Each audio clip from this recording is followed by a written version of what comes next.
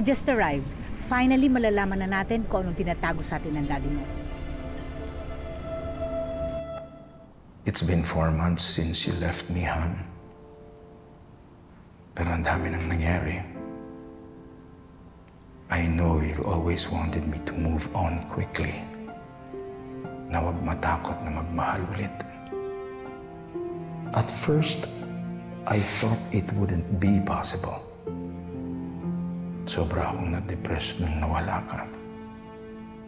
Pero dahil kay Lisa, I've come to realize that little by little, we let go of loss, but never of love. Your love inspires me to let go of fear, to open my heart again and follow where it leads me. Alam kong maraming humuhos ka sa akin. Pero, Han, gusto ko nang magpaalam sa'yo. Can I move forward in life with Lisa? Kung saan man ako dalhin ng desisyon ko, alam ko na ito naman ang gusto mo para sa akin. Ang maging buo at maging masaya ulit. Ay, so isip mo yung trabaho mo. Bilisan mo, ayusin mo. Ayan, walit. Opo, ma'am. Opo. Bilisan mo. Ang simple-simple yung trabaho mo, ipasok mo na yan. Marami po sa akong ginagawa, ma'am.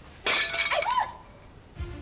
Ang tanga-tanga, ano ba? Ang mahal kasi niyan. Ang mahal-mahal niyan. Ano ba ginawa mo? Ang tanga-tanga. Ano ba?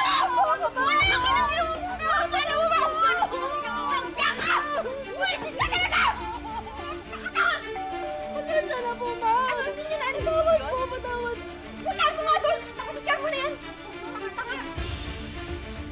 Ayusin mo yan! Kunin mo yung walis! Nakaka-high blood kayo! Wala na kang ginawang tama! Sino po sila, ma'am? Ikaw ba ang bagong kasambahay? Opo, ma'am. O, ako si Ma'am Connie mo, ha? Ang nakakatandang kapatid ni Sir Robert.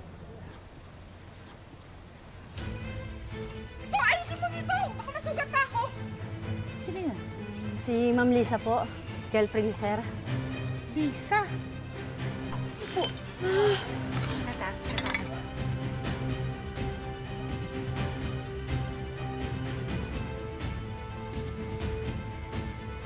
Lisa? Teka lang po, ma'am. Teka lang po.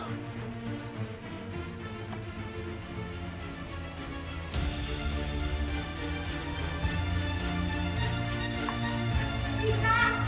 Sandali lang! Lisa! Sandali lang! Sandali lang! Ay! Sandali lang! Sandali lang! Sandali lang!